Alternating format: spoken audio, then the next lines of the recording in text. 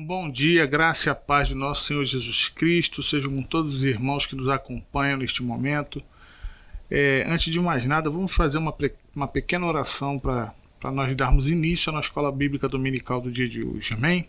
Senhor, nosso Deus e Pai, em nome do Teu Filho amado Jesus Cristo, nos colocamos na Tua presença mais esta manhã para Te louvar e engrandecer o Teu grande nome, Senhor.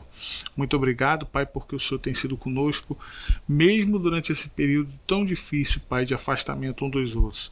Em nome de Jesus, nós invocamos o Teu Santo Espírito que passeie no nosso meio, que passeie em cada membro da Igreja de Cristo, Pai, que neste momento estão conectados, Senhor, como igreja, para assistir a essa escola bíblica dominical, Senhor, para participar dessa escola bíblica, Senhor, para aprender um pouquinho mais da Sua palavra, Pai.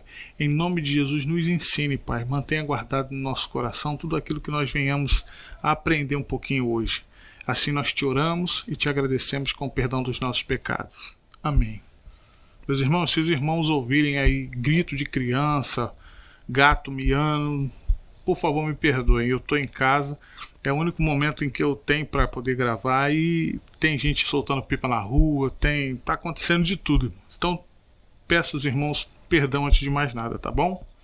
Nossa lição de hoje ela tem por título A Igreja em um Mundo Novo. E realmente eu já tinha separado esses slides aqui em casa e eu tentei enveredar por outros caminhos, mas o Espírito não me levou. E eu bati o olho nessa lição que estava aqui comigo guardada já há algum tempo e na hora eu falei, nossa, está na hora de compartilhar. É uma lição que ela não é minha, é de uma revista antiga de 2015. Esses slides não são meus, os créditos são da professora aí, Maiara Damasceno. Eu vou deixar o link na descrição, então o crédito é dela. Amém? Os slides não foram o irmão Marcelo que fez. Mas as reflexões que nós vamos levantar aqui, os assuntos que vão ser levantados aqui são assuntos pertinentes à Igreja do Senhor Jesus. Eu tenho certeza que a professora não vai se incomodar.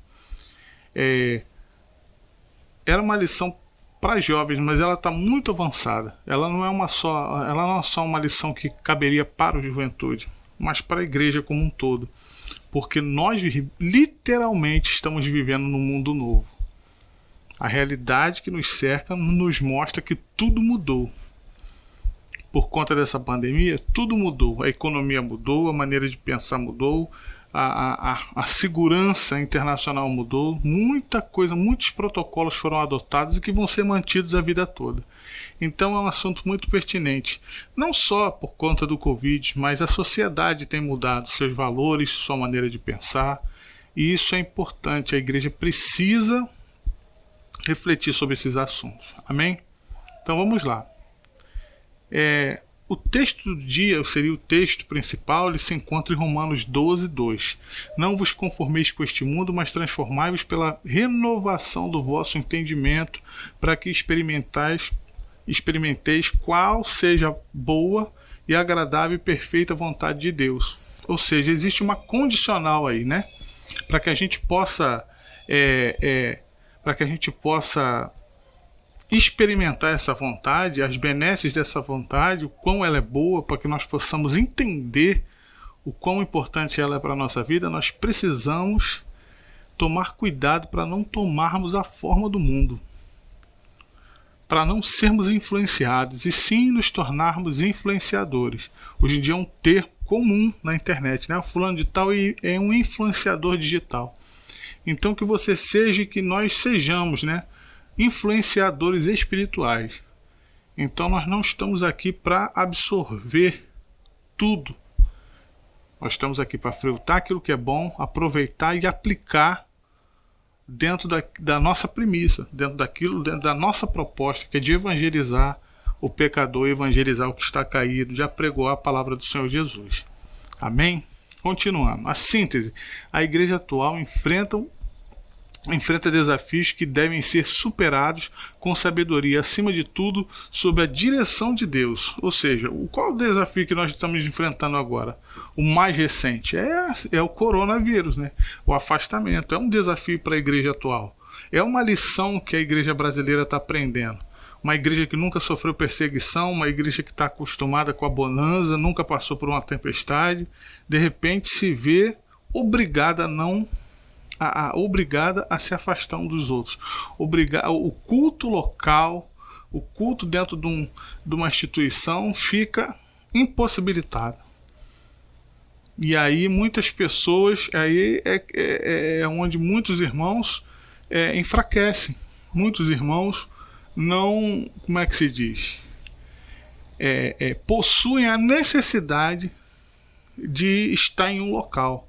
Eles ainda não entenderam que Jesus está em toda parte. Ou, se nós pensarmos filosoficamente um pouco mais, nosso olhar for um pouco mais amplo, todas as partes estão em Jesus, porque Ele é maior do que tudo. Deus é o Criador de todo o universo, então todo o universo está nele.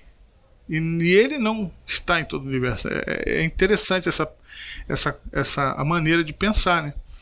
Porque quando nós dizemos que Ele está em todo lugar, nós diminuímos Deus, como se Ele fizesse parte do cenário. Ele não fez parte do cenário, Ele é criador do cenário. Então nós não podemos pegá-lo como objeto de observação.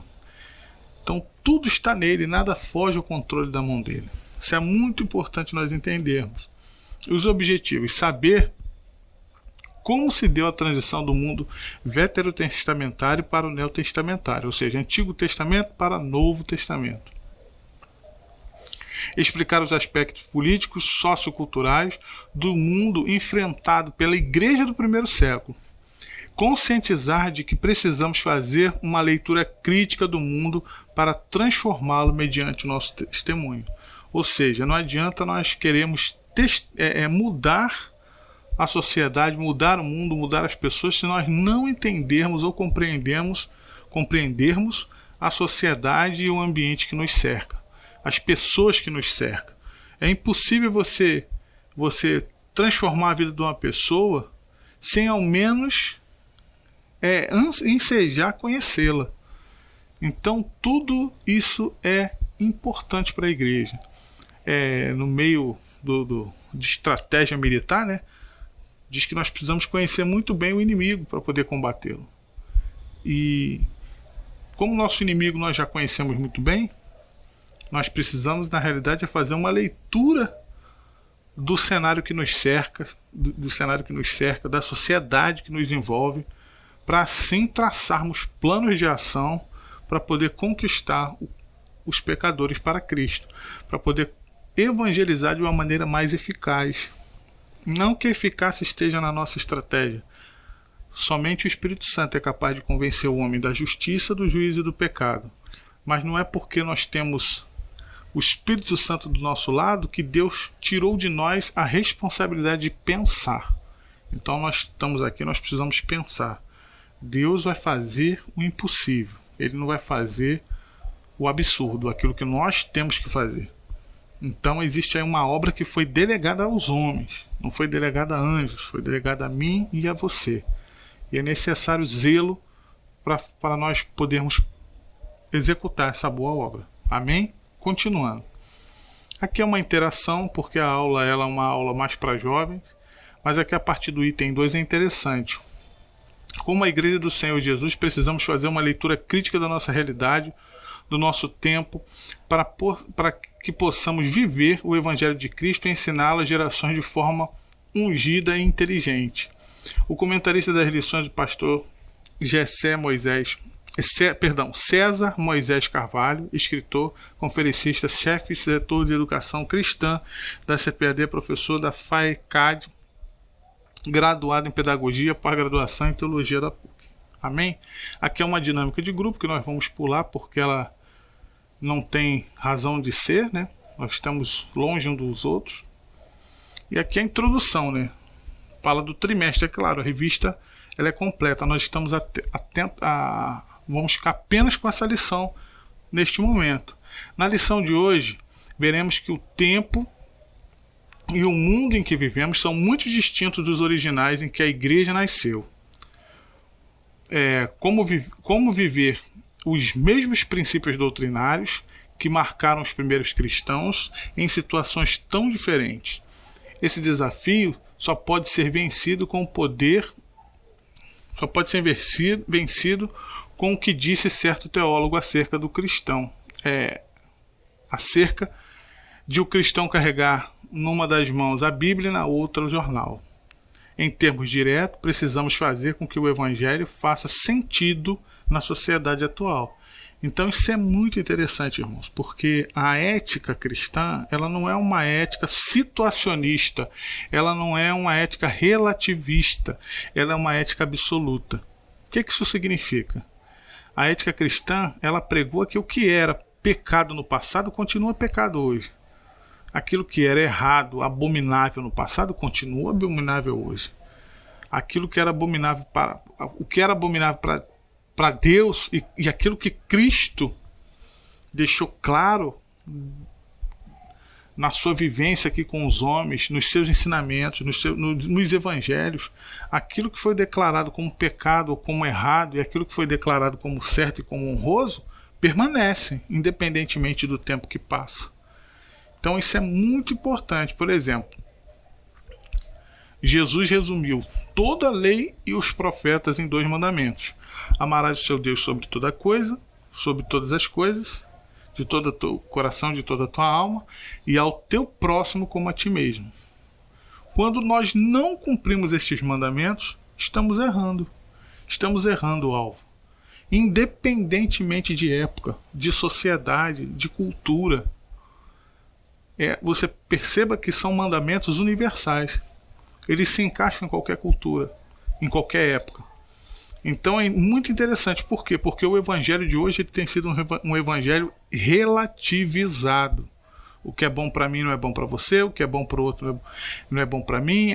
Eu penso de um jeito, você pensa de outro. Não é bem assim. Existe um versículo nas Escrituras que agora me falha a memória, o endereço, que ele diz o seguinte, que as profecias não são de individual interpretação.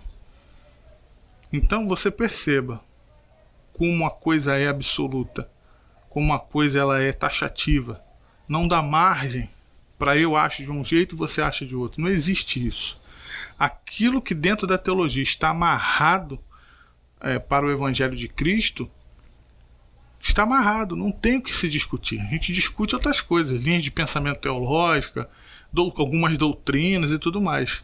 Mas as principais, aquilo que é necessário para a salvação da humanidade, está muito bem amarrado. Você pode passear por todas as denominações.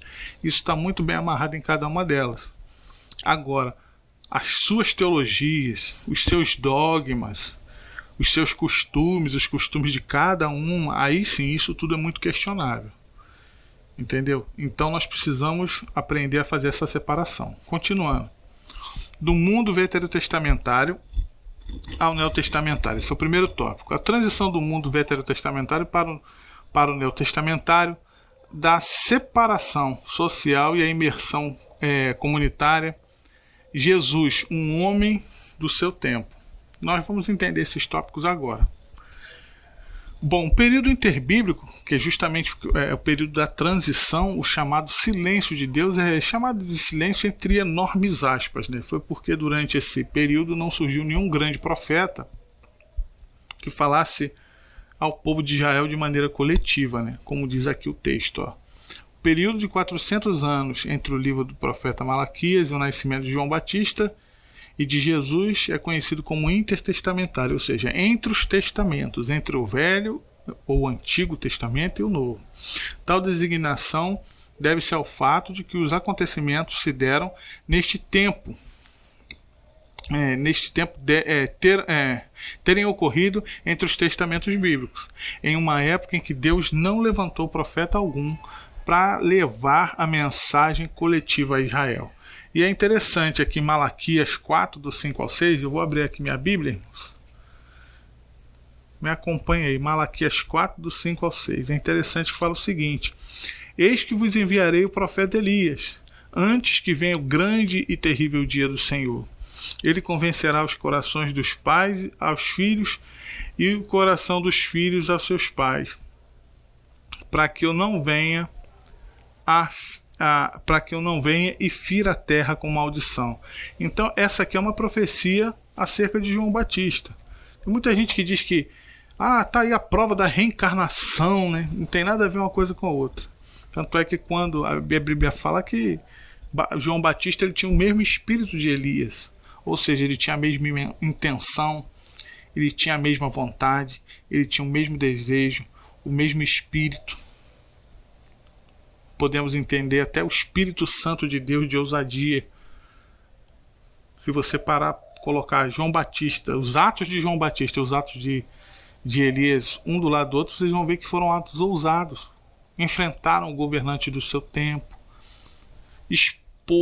expuseram as vergonhas e os pecados do povo, convocaram o povo a um arrependimento, a uma conversão.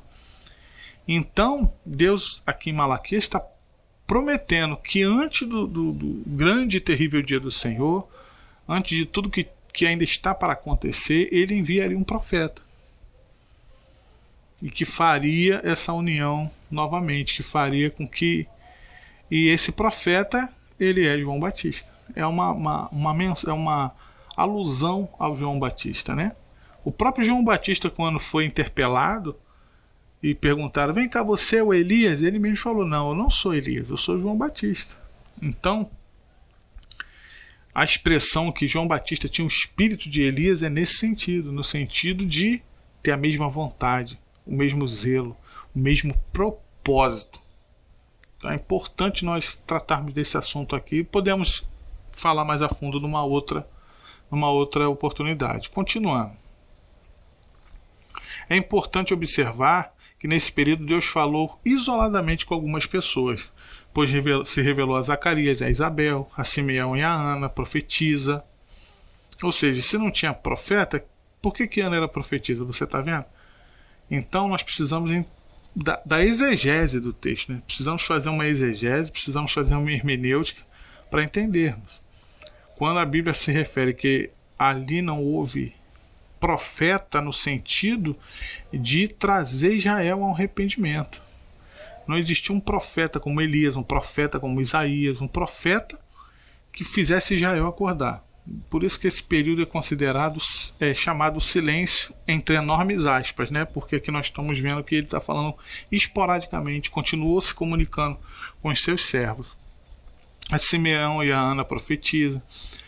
Ainda a Maria e posteriormente a José. Após essa sequência de revelações, iniciou-se um novo tempo, quando Deus então cumpriu a promessa vaticínea por meio de Malaquias, de que enviaria um profeta com as mesmas características de Elias, entendeu?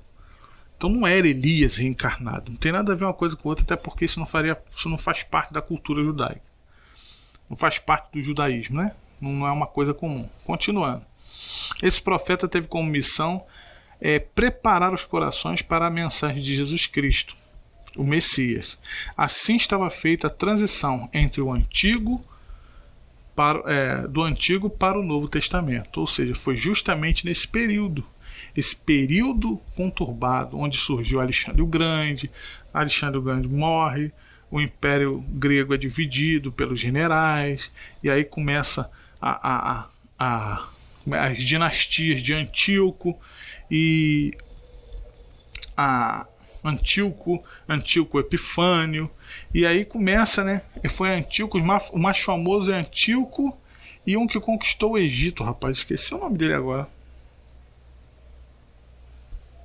Esqueci o nome dele, daqui a pouco eu lembro.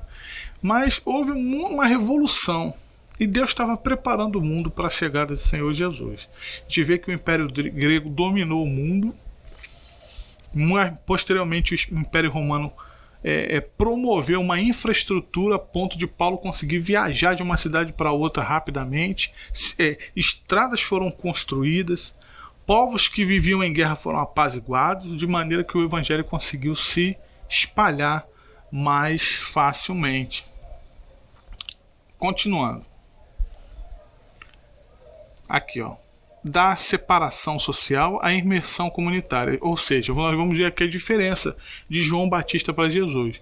João Batista, além de um precursor do Messias, foi, nas palavras de Cristo, o último dos profetas e também um marco de transição entre a antiga e a nova aliança. João Batista foi, sem dúvida alguma, um homem de Deus, mas é possível verificar alguns contrastes entre a sua postura em relação à de Cristo. Enquanto o primeiro recolhia-se no deserto e adotava um estilo de vida solitário, quase que monástico, né? O segundo vivia entre as pessoas e por isso mesmo foi acusado de ser alguém comum. Ou seja, Cristo, que era muito maior que João Batista, foi às pessoas, não esperou as pessoas virem até ele. E fica aqui um exemplo para nós, né? Um exemplo para a nossa vida. Você está esperando o quê? O que eu estou esperando?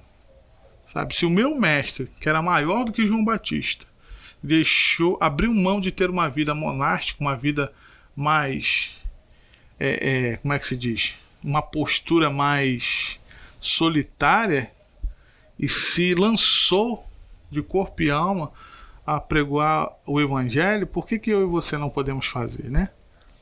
Ou seja, ele era maior do que João Batista, ele podia ter ficado num canto e as pessoas que quisessem que fossem até ele.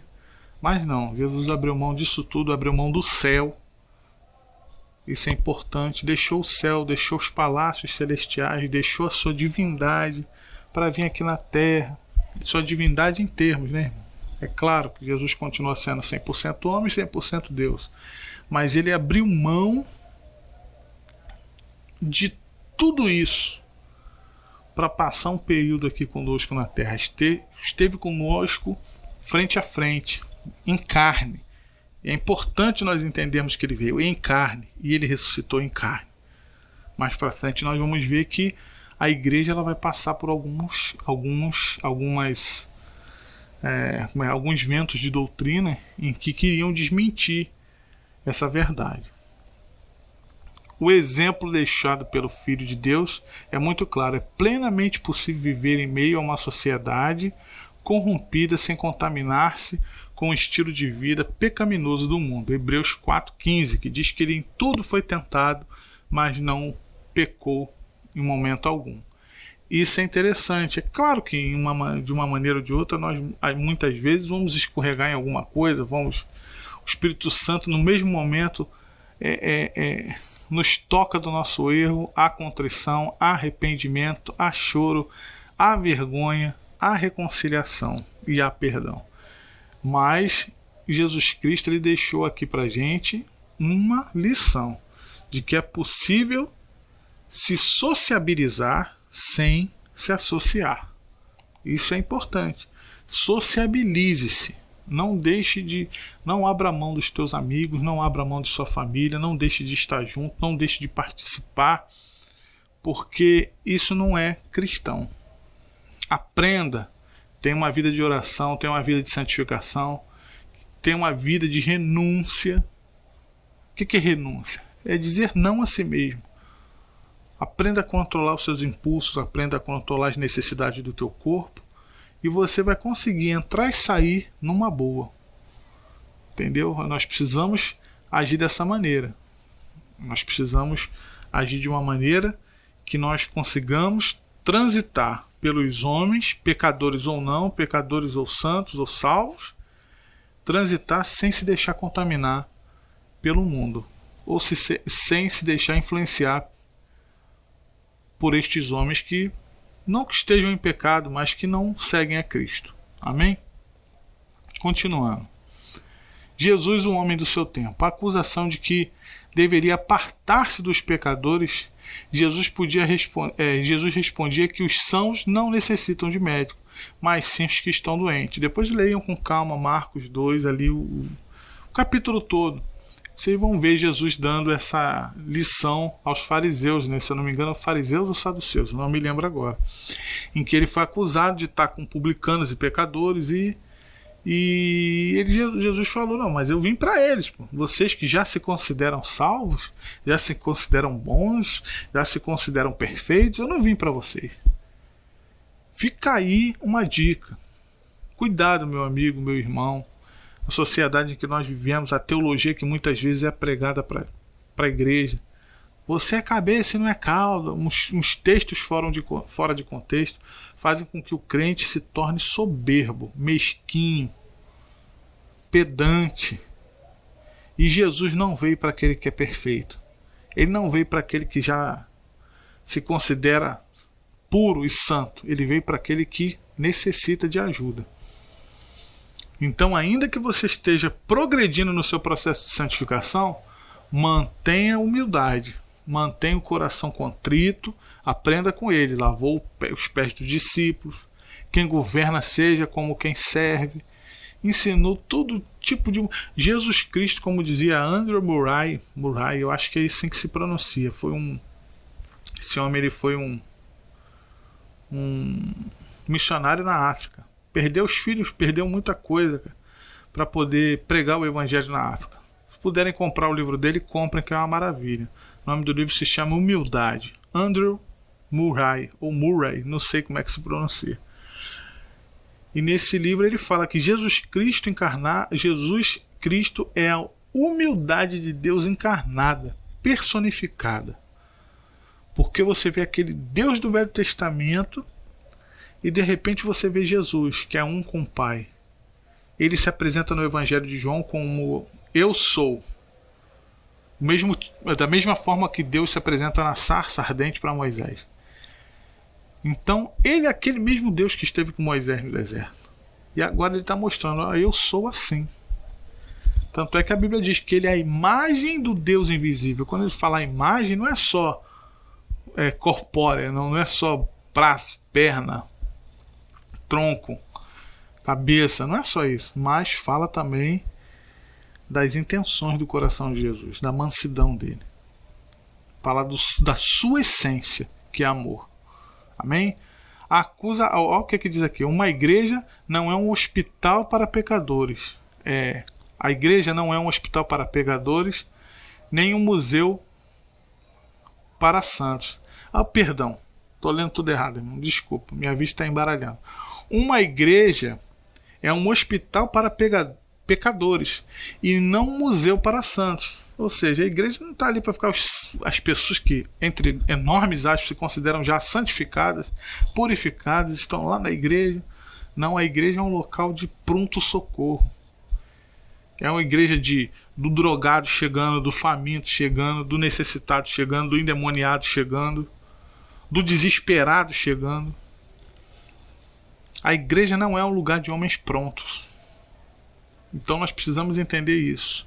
Abigail Van Ruben é o nome da mulher que disse essa frase. E é uma frase sábia, né? Uma igreja uma igreja é um hospital para pecadores e não um museu para santos. Sabe por quê? Que se você está santo, o que você está fazendo aqui? Tá bom para subir já, né? Já está na hora de ir para a glória. Está preparado? Continuando. Evidentemente, Jesus também se recolhia em momentos oportunos a fim de falar com Deus. Isso não tem nada a ver, né? É um texto fora. A gente não podemos tirar o texto de lá fora do seu contexto. O primeiro milagre do Filho de Deus foi realizado no casamento, celebrado dessa forma o matrimônio.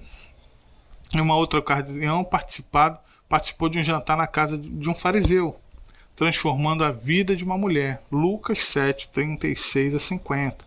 Para dizer de forma direta, Cristo jamais se recusou a participar da vida comum e social das pessoas. Isso é uma grande verdade. Eu tinha um colega aqui próximo de mim, eu não vou citar o nome dele, que talvez ele assista esse vídeo, eu não sei, pode ficar um pouco encabulado. Mas ele é um cara que ele brincava com a gente o tempo todo, zoava e brincava. E um cara super divertido. De repente ele aceitou Jesus numa determinada igreja. E um belo dia ele vem subir na rua, de terno e gravata, a Bíblia na mão, assim da noite pro dia mesmo. Tava zoando com a gente no dia seguinte, no outro dia ele tava com a Bíblia na mão. Aí nós cumprimentamos ele, né? Oi fulano, oi Joãozinho. Tudo bem contigo? E aí, como é que tá? E a gente chamou ele pelo apelido. E o apelido dele era o sobrenome dele. Nós chamávamos ele pelo nome, a gente chamava ele pelo sobrenome. E a gente brincou, João da Silva, quando ele passou na rua, a gente, ô Silva, e aí? Ele parou, olhou no fundo dos nossos olhos e falou assim, ó, pra você é João. A partir de hoje me chamem de João. Amarrou a cara, meu irmão, nunca mais falou com ninguém. Nunca mais falou com ninguém, nunca mais. Uma vez, assim que eu comecei a voltar para a igreja, até hoje eu encontro amigos que falam, poxa, como o João mudou, cara. Pô, seu evangelho é aquilo, eu não quero não. Parou de falar com todo mundo, trata as pessoas mal, vira a cara, só anda com a cara emburrada. Então, irmão, o evangelho não é isso não. Jesus, ele não deixou de participar da vida social, da vida comunitária. Só que a sua vida de renúncia, de entrega, de oração, de busca, fazia com que ele passasse mais tranquilamente pelo mundo sem ser influenciado por ele. E fica a dica para nós. Você é uma pessoa acostumada a se santificar no sentido de orar, de ter seus momentos de oração, de ter seu momento devocional, de aprender de vez em quando a fazer um jejum. Não por nada demais, apenas um exercício de mortificação da carne, de controle de desejo. Não digo só jejum de comida, mas jejum de outra coisa. Então, quando nós estamos treinados, nós passamos pelo campo de batalha tranquilamente. Mas Jesus não deixou de se sociabilizar. Pense, é possível viver em meio a uma sociedade corrompida sem contaminar-se com o estilo de vida pecaminoso do mundo? Jesus Cristo jamais se recusou a participar da vida comum e social das pessoas. Então fica aí essa pergunta para os irmãos. 2. O mundo enfrentado pela igreja do primeiro século. O aspecto político-social, o aspecto religioso e o gnosticismo, que era uma religião que mais antiga, né, se eu não me engano, que o cristianismo. Não se sabe quando ela começou. Alguns acreditam que é de origem egípcia, mas ela tentou se infiltrar no meio cristão. De certa forma, tem hoje algumas religiões chamadas pseudo-cristãs que adotam formas gnósticas de tratarem a divindade. Então aqui, o aspecto político-cultural, sociocultural, perdão. A igreja foi fundada em um período muito diferente da época em que viveram os profetas de Israel, liderado por Moisés, Josué, Juízes e os reis. O mundo vivia um domínio do Império Romano, a influência do Império anterior, o grego, era nítida e evidente. Tão nítida, né, que o Novo Testamento foi escrito em grego. A igreja teve de enfrentar a burocracia das leis romanas e, ao mesmo tempo, defrontou-se com a filosofia grega que vicejava na sociedade, tornando-a mística, contraditoriamente racionalista. Atos 17, 22. Ou seja, aqui nós já vamos ver a influência do gnosticismo e de algumas práticas e filosofias gregas entrando e tentando influenciar o cristianismo a todo momento. Como se não bastasse, o desafio externo, a igreja enfrentava a perseguição do judaísmo, inicialmente de forma hostil e violenta, posteriormente de maneira mais camuflada e sutil. À semelhança dos nossos dias, torna-se desnecessário dizer que esta última forma de perseguição acaba sendo muito mais nociva à saúde da igreja, pois age de maneira camuflada e sob a desculpa de um novo ensino ou de um ensino complementar. Muito cuidado com isso aqui, gente. Muita atenção a isso aqui. Hoje em dia as igrejas são perseguidas de dentro para fora. Infiltra-se alguém na igreja e mina a igreja de dentro para fora. Todos os livros de ex-satanistas que eu já li, que participavam de grupos ocultistas, que faziam mal para os outros e destruíam a igreja, todos eles, unânime, isso é certo. Em algum período tinha alguma missão em que o indivíduo tinha que ir para dentro de uma igreja, dava o melhor dízimo, participava de todas as reuniões, até ganhar a confiança da liderança, e posteriormente esse mesmo indivíduo começava a minar, bem paulatinamente, bem devagarinho, os trabalhos da igreja, até aquela igreja fechar. Então nós precisamos tomar muito cuidado com isso. nesse segundo tópico aqui, ó, na última linha aqui, ó, na penúltima linha, de forma camuflada, sob a desculpa de um novo ensino ou de um ensino complementar. Isso é muito perigoso. É muito mais fácil você derrubar uma doutrina acrescentando novas coisas a ela do que você bater de frente com ela numa antitese. Ou seja, você chegar e dizer que tudo que está aqui na Bíblia está errado. Agora, se eu chego para você e digo, olha, eu concordo com tudo, mas tem isso aqui também. Psicologicamente, você já fica um pouco feliz, porque já sabe que eu concordo com tudo. E dependendo de como você recebe essa informação, agora eu conquistei a tua atenção para ouvir a minha tese. Então nós temos que tomar cuidado com isso. A Bíblia diz, eu também, meu Deus, fugiram os versículos aqui. Se eu conseguir depois achar, eu coloco na tela aí. Que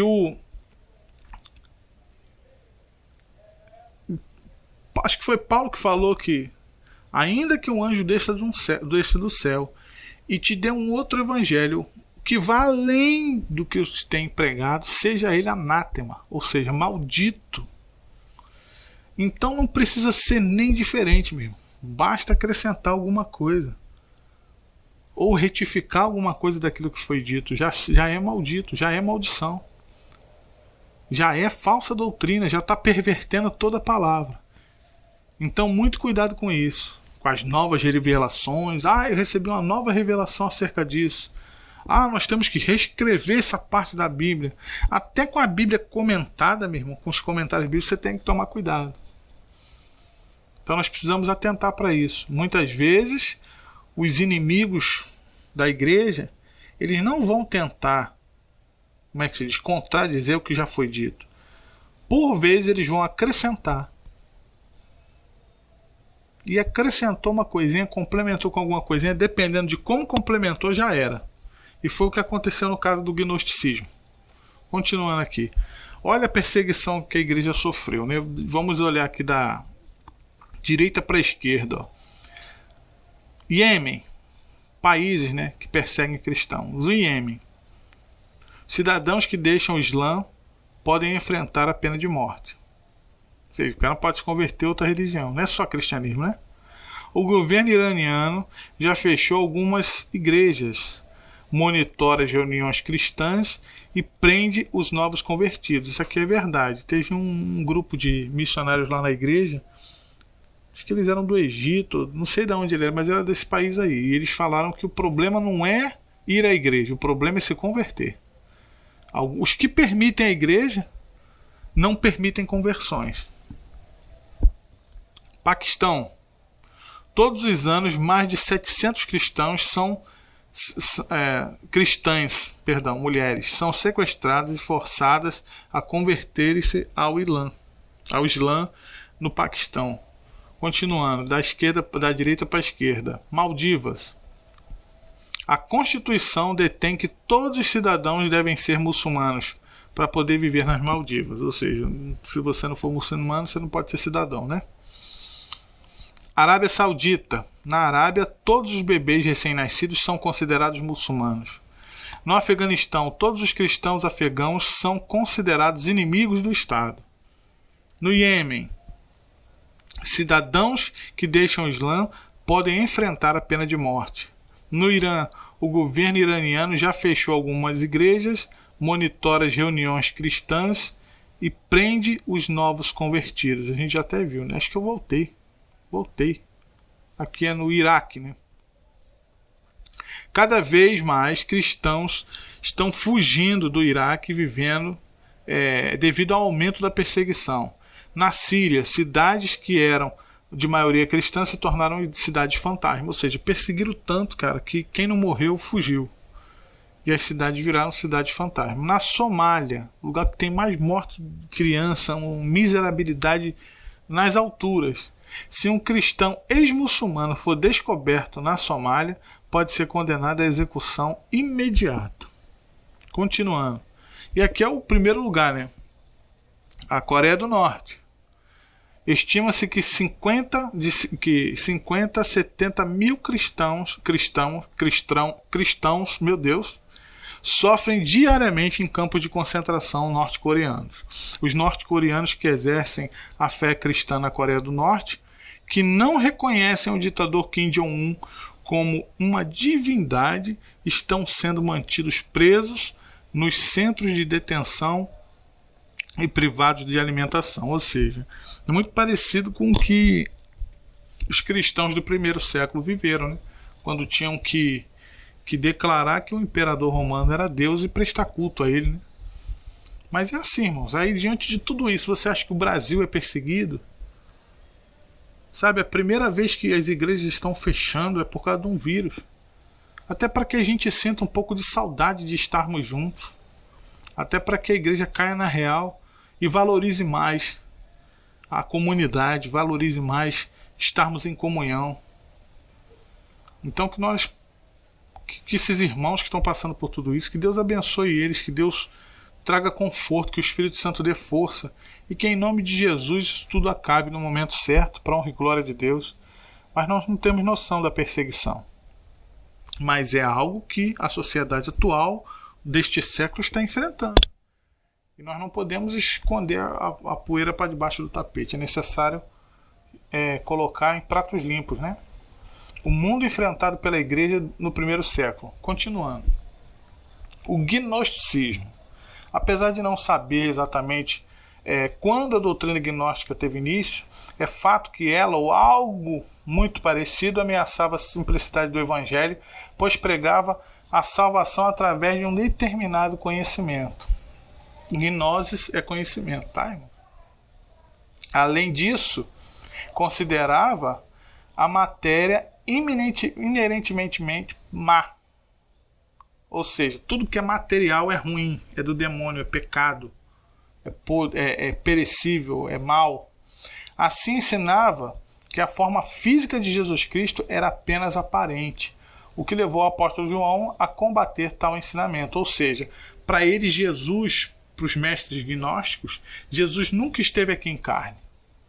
E se você passear, como eu já passei, por algumas religiões de caráter esotérico, espírita, verificar alguns ensinamentos e literatura, vocês vão ver que muitos mestres pensam a mesma coisa.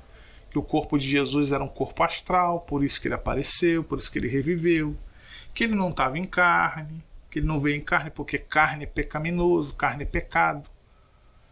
E não é bem isso que a Bíblia diz. A carne ela foi contaminada pelo pecado. A carne, nós sofremos na carne as consequências do pecado. Mas a carne ela não nasceu para ser mal. Ela não nasceu para ser ruim. Você não vê a carne má de Adão no Éden. Então não é bem assim que a banda toca, não, sabe? Tanto é que, se você estudar teologia e você fizer uma pesquisa sobre a doutrina da glorificação, você vai ver que quando o homem ele for glorificado, quem está morto ressuscitará e terá seu corpo glorificado. Quem não estiver morto no grande dia do Senhor, quando Jesus voltar, e estiver vivo, não passará pela morte, terá seu corpo, será arrebatado e seu corpo será transformado. Não está dizendo que é só o espírito, não está dizendo que é só a alma, está falando o corpo. Ou seja, se você é uma pessoa que entende que o homem é tricotômico, corpo, alma e espírito, tudo isso será santificado. Tudo isso será glorificado. Como diz a palavra, aquilo que era corruptível se revestiu de incorruptibilidade. Ou seja, o homem, corpo, alma e espírito será glorificado como um todo. Então, se o corpo fosse algo ruim, Deus deixava para lá. Deixa na terra. Vem só o espírito. Mas não. É tudo. Então, eu gostaria de ler com os irmãos aqui. Perdão pelo tempo, irmãos, mas é porque o assunto é muito pertinente. Vamos ler lá no 1 João. Gostaria de ler com os irmãos aqui 1 João, capítulo 4, versículo 2 e 3. Olha o que diz a palavra. Nisto reconhecereis o Espírito de Deus. Todo espírito que confessa que Jesus Cristo veio em carne é de Deus. 3. Todo espírito que confessa que Jesus Cristo todo espírito que confessa a Jesus todo espírito que não confesse a Jesus não procede de Deus, pelo contrário, Este é o espírito do anticristo, a respeito do qual tendes ouvido que vem presentemente e está, algumas versões deste, e que já está no mundo. Presentemente no mundo, ou seja, esse espírito de anticristo, esse espírito que é contra o cristianismo, ele já passeia pelo mundo. E é interessante que aqui João é bem enfático. Todo espírito que não confessa que Jesus Cristo veio em carne é maldito, não é de Deus, é demônio, é outra coisa. E tem gente que acha que isso aqui, ó, é um amuleto. Toda vez que alguém incorpora, tem que falar lá, vê se isso aí que está nele aí, confessa, não tem nada a ver uma coisa com a outra. João estava combatendo uma doutrina. Então todo mestre que chegava lá, todo cristão que chegava lá, recebia uma profecia, entrava em transe, olha, é porque... e começava a pregoar esse tipo de sistema, era reprovado pela igreja primitiva. Não só por João, outros apóstolos também tiveram que combater isso, esse tipo de doutrina. Continuando aqui, ó, 2 João 1,7. 2 João 1,7, ó. Porque muitos enganadores têm saído pelo mundo afora, os quais não confessam que Jesus Cristo tem vindo em carne. Assim é o enganador, o anticristo. Ou seja, João mais uma vez falando acerca dessas práticas gnósticas. Acautelai-vos para não perderes aquilo que temos realizado com esforço, para receberdes o completo galardão. Todo aquele que ultrapassa a doutrina de Cristo, nela não permanece, não tem Deus. O que permanece na doutrina, esse tem tanto o Pai como o Filho. Se alguém vem ter convosco e não traz esta doutrina, não recebais em casa, nem lhe deis boas-vindas, porquanto aquele que lhe dá boa-vinda faz-se cúmplice das suas obras. Isso aqui tem muito crente antigo. Lembra que antigamente os crentes eles andavam com a cara amarrada, não dava bom dia, boa noite, porque muitas vezes esse versículo aqui era interpretado fora do seu contexto. Se aquele que não traz a sua doutrina, ou seja, se Jesus ia para o meio de publicanos e pecadores pecar, Marcelo, e o João está falando que é para a gente nem cumprimentar, o que está acontecendo? Texto fora de contexto. João não está dizendo que você não deve se associar. João não está dizendo que você não pode, por exemplo, ir a um aniversário de um parente seu que não é crente. João não está falando isso. João não está falando para você não cumprimentar seus vizinhos. João não está falando isso. João está falando de falsos mestres que estavam disseminando uma mentira, uma heresia no meio da igreja, e de maneira pensada e proposital. Então João estava recomendando, quando esse tipo de gente procurar para querer te doutrinar, nem receba na sua casa. Esse é o sentido do texto. Então você toma ciência de que tem pessoas que estão deturpando a palavra. E essas pessoas querem a sua atenção para tentar te convencer. É isso que João está falando. Não lhes deis ouvido, não receba. Porque todo aquele que anda com eles e recebe eles em casa, de certa forma está, como é que se diz? Está concordando com aquilo. Então seja firme, não concorde com os falsos mestres, com as falsas doutrinas. Porque tem nada a ver uma coisa com a outra. Tá bom, meus irmãos? É interessante nós falarmos isso. Por isso que agora vocês vão entender porque muitos crentes antigamente passavam por você na rua antes de você se converter, não te davam nem bom dia, nem boa tarde. Muitos viravam a cara, só andavam com a cara carrancuda, como esse meu amigo, todo de preto, a Bíblia embaixo do braço, a cara carrancuda, dava boa tarde, bom dia, não olhava nem na tua cara. Que conversão é essa? Que cristianismo é esse? Texto fora de contexto em João. João está falando de falsos mestres tentando te doutrinar, fazer a tua cabeça. Não está falando do teu vizinho, do teu parente, do teu amigo, do teu marido, da tua esposa que não é crente. Ou que não crê em Cristo. Tem nada a ver uma coisa com a outra. Jesus almoçou e jantou com Zaqueu, ladrão, publicano, corrupto.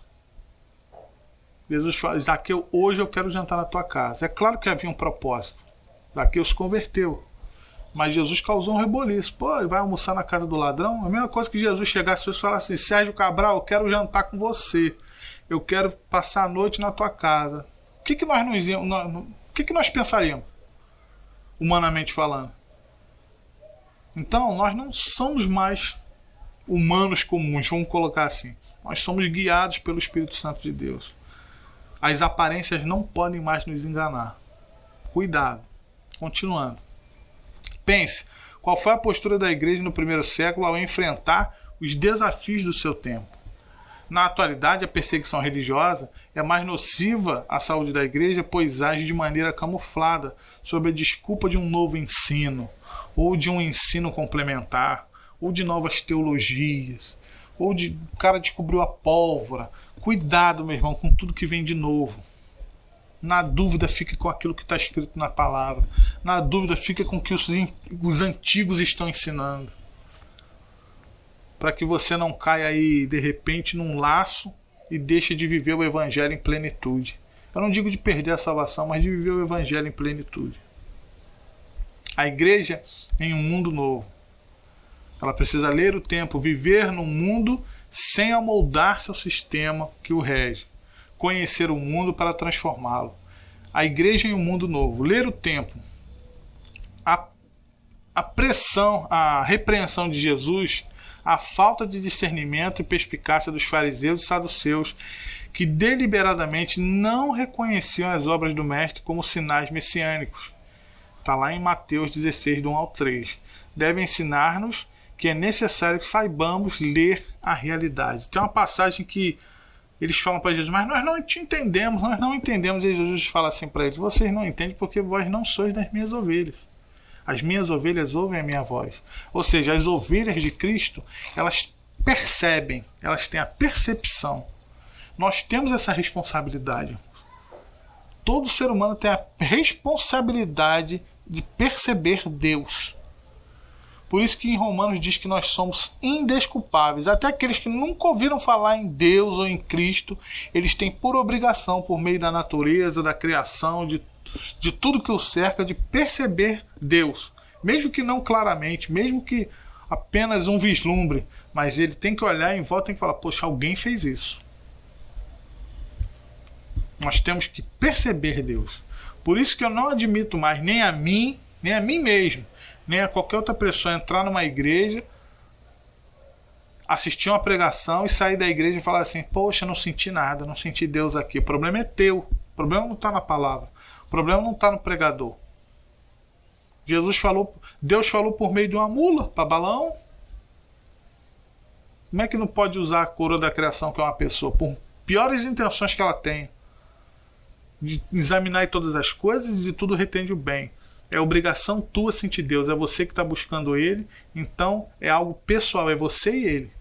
Então nunca mais entre num culto armado ou se defendendo, ou na defensiva, ou a palavra não gostou da palavra, a palavra foi um pouco, o culto foi enfadonho, e aquilo, não senti Deus. O problema é teu, irmão. Você tem que se acontecer comigo, o problema é meu também.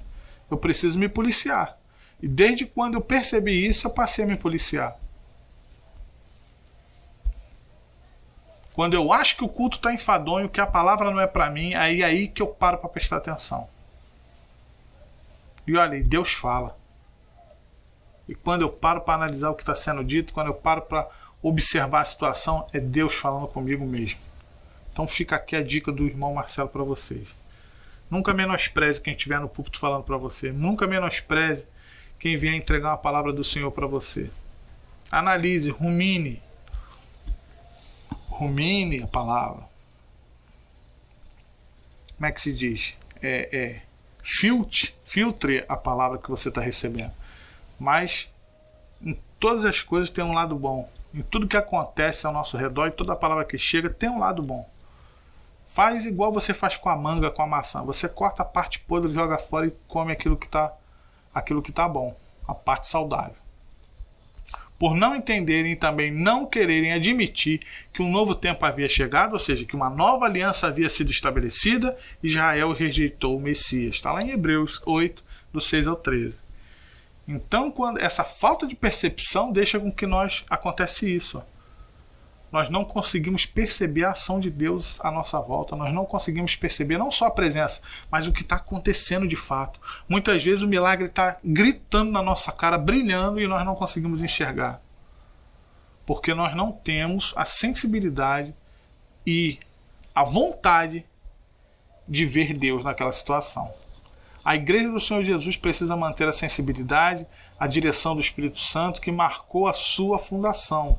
Para isso é preciso continuar na presença do Senhor, reconhecendo que dependemos totalmente dele. Muitas vezes isso acontece de nós não percebermos Deus porque nós já se achamos preparados. Não, já sou crente há muito tempo, já conheço a Bíblia, já tenho 2 faculdades de teologia, tenho mestrado, doutorado. Se eu não vi é porque não tenho. Não, olha a soberba. Seja sempre dependente, seja sempre humilde. Seu coração tem que ser sempre de aprendiz, sempre de aluno. Viver num mundo sem amoldar-se ao sistema que o rege. A recomendação paulina à igreja que estava em Roma repete-nos a verdade exaustivamente demonstrada na prática por Jesus Cristo. É preciso e possível viver em meio a um mundo sem, contudo, deixar-nos enredar por seu modo de proceder. Então tá aqui o peixinho nadando ali conforme a maré. O Diácono Figueiredo falava que gostava muito do crente peixe, que o peixe tu pega ele no mar, ele nasce no sal, vive no sal a vida toda, você pesca ele. Se você chegar em casa e não botar sal nele, ele vai estar insosso, porque ele não se deixou contaminar com o sal.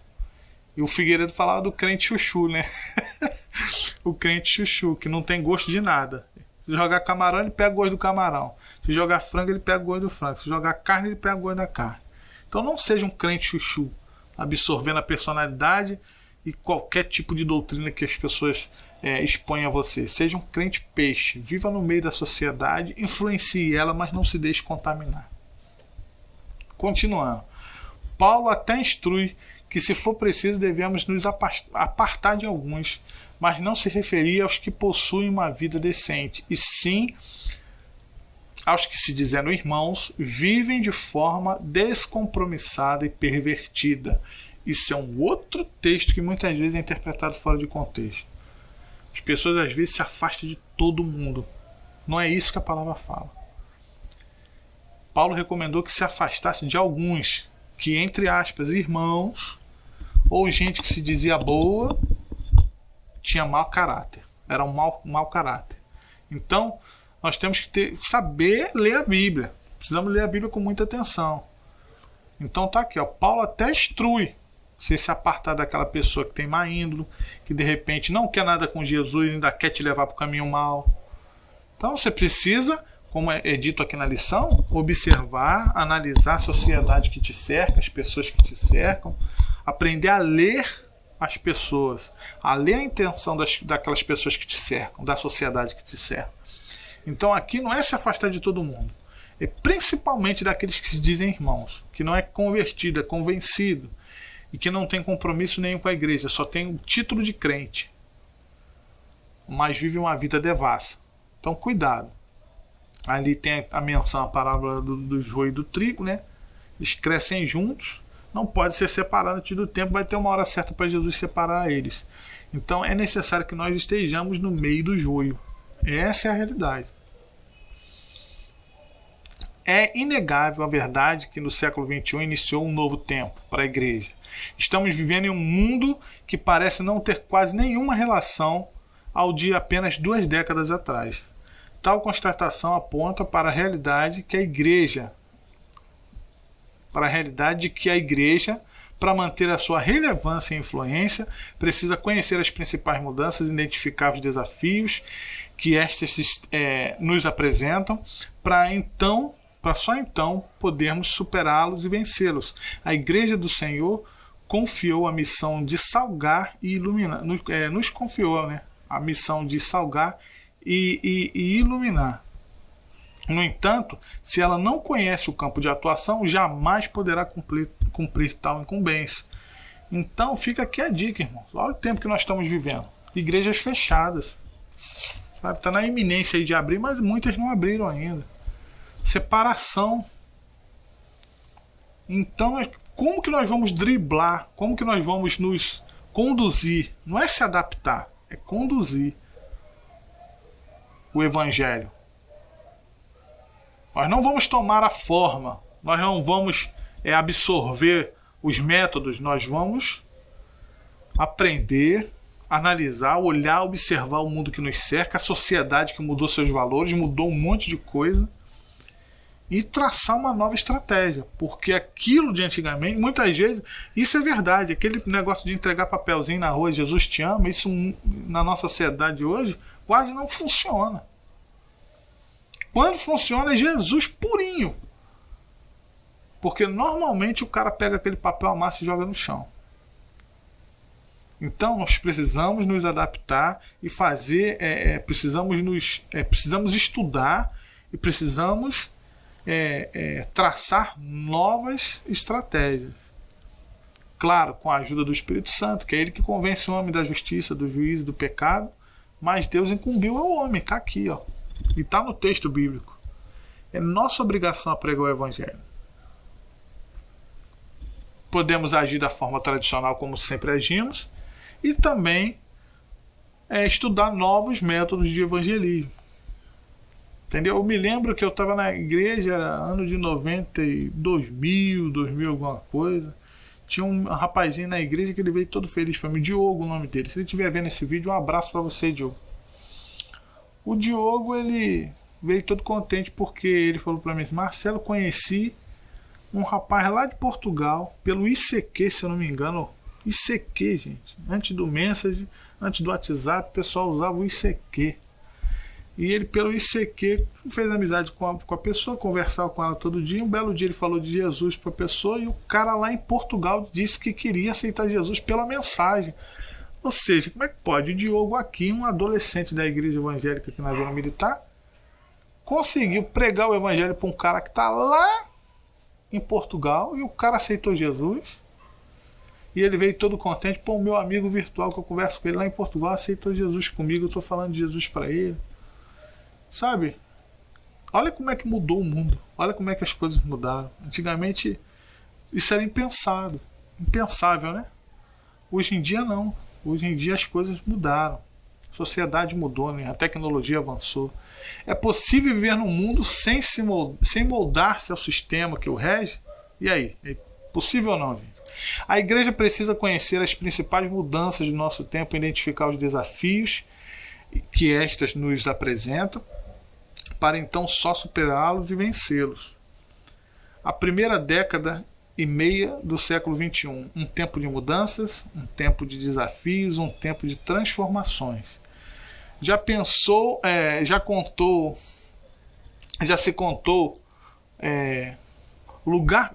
se tornou lugar comum falar que o tempo atual é um período de mudanças. O que isso significa? Para as pessoas acostumadas à estabilidade do século passado, quando as mudanças ocorriam de forma muito lenta, significa ter de aprender rapidamente a conviver nesse novo cenário. Antigamente as coisas mudavam mais lentamente.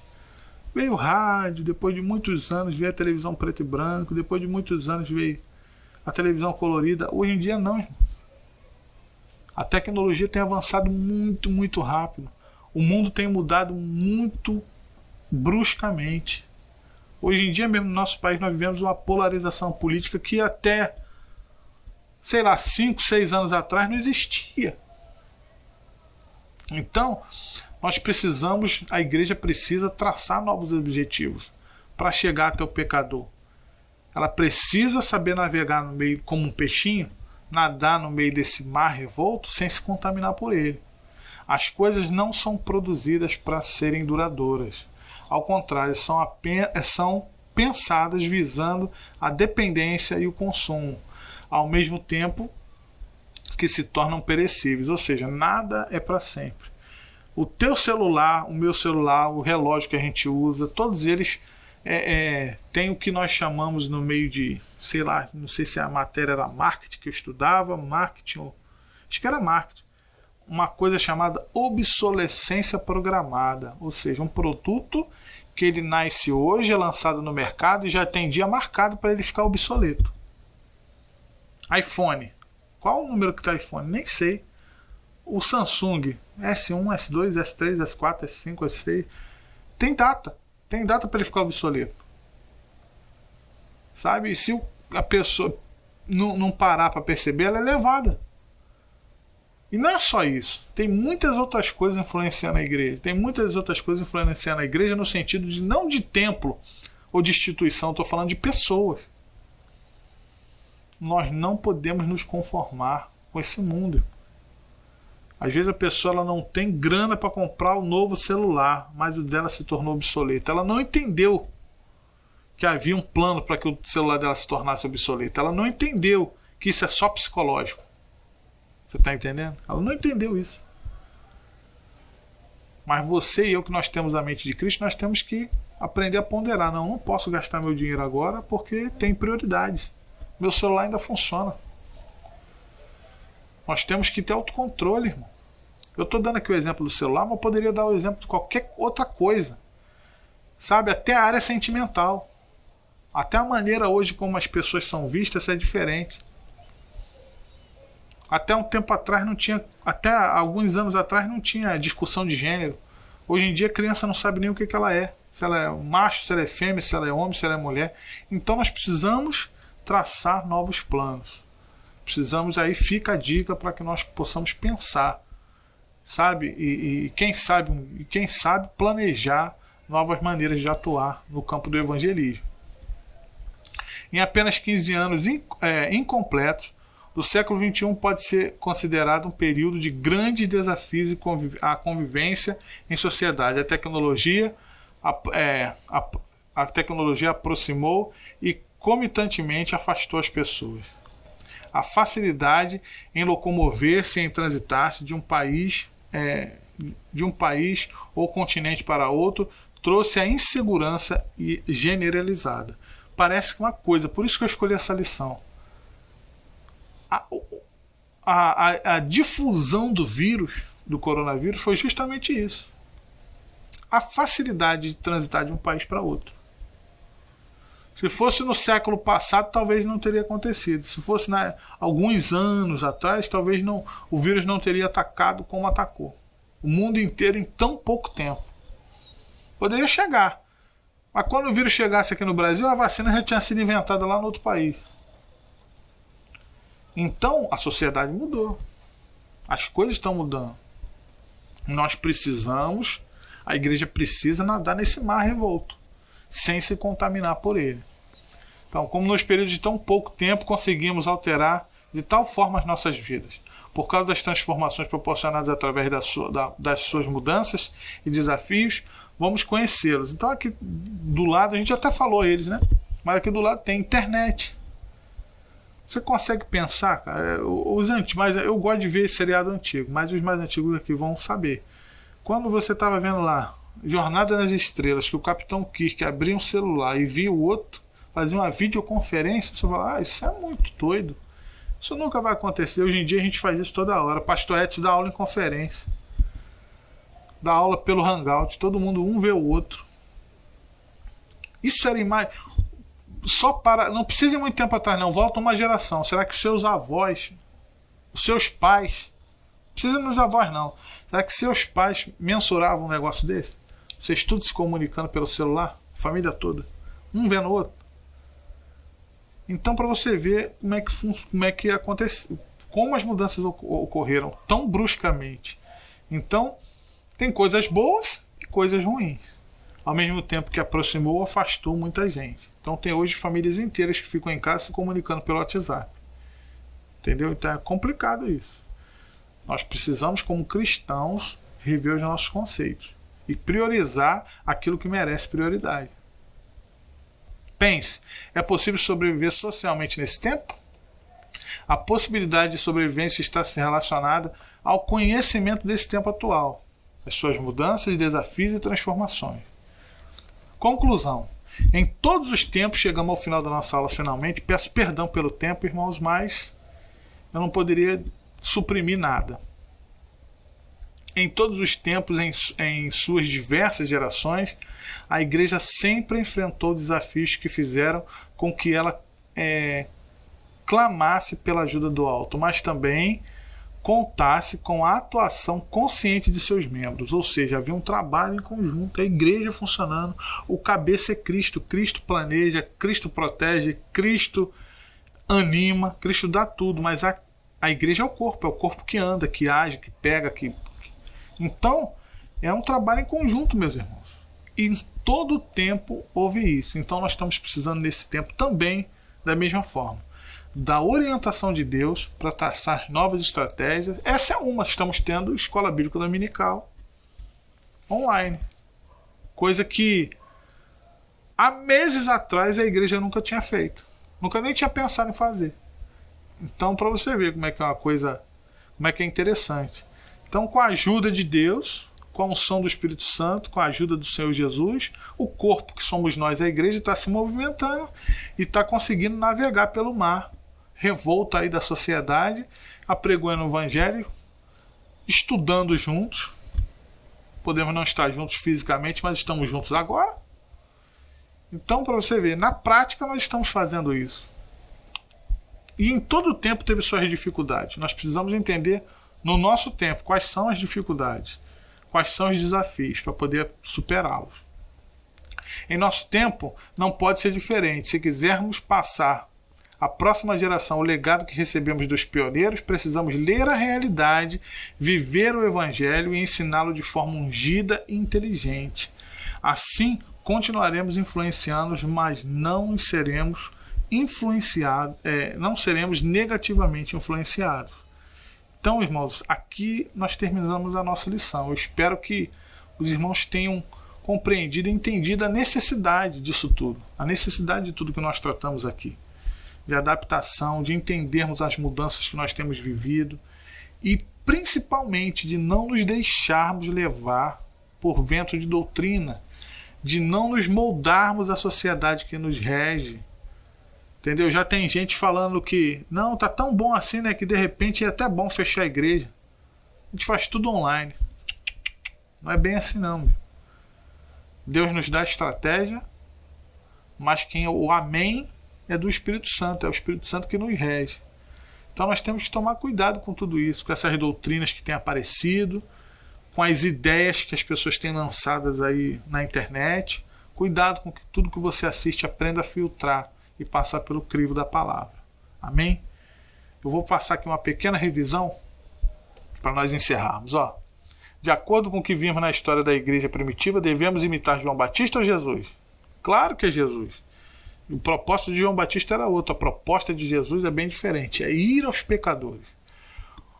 O que a igreja precisou enfrentar no período do Império Romano, no Império Romano e ainda no grego. A igreja teve de enfrentar a burocracia das leis romanas e ao mesmo tempo se defrontou com a filosofia grega que vicejava a sociedade, tornando-a mística, ou seja, a influência de novos ensinamentos, de acréscimos a tudo aquilo que Jesus e que os profetas tinham ensinado.